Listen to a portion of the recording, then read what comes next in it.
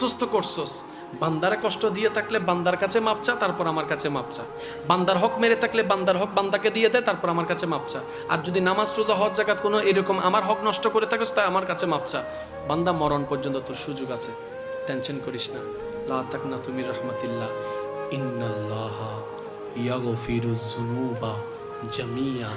তুই লক্ষ গুনার জন্য মন থেকে তওবা করবি, শুধু একবার আমি রব খুশি হয়ে লক্ষ গুনাহ মাফ করে দিতে রাজি আছি। যদি রব মাফ করে দেয়, বাম সাইডের হিসাব ক্লিয়ার, বুঝবেন? বাম সাইডের হিসাব। কিন্তু আমাদের সবার জীবন, যার যার জীবন সম্পর্কে তো সবাই জানি। আমাদের 24 ঘন্টা কি সওয়াব বেশি হয় না গুনাহ বেশি হয়? তা আজকে না রব আমাদেরকে অতীতকালের জন্য মাফ করে দিছে, মনে করেন যে 1985 থেকে আজ পর্যন্ত মাফ করে দিছে, কিন্তু কালকের দিনেও তো গুনাহ করব, রবিবারও তো গুনাহ করব।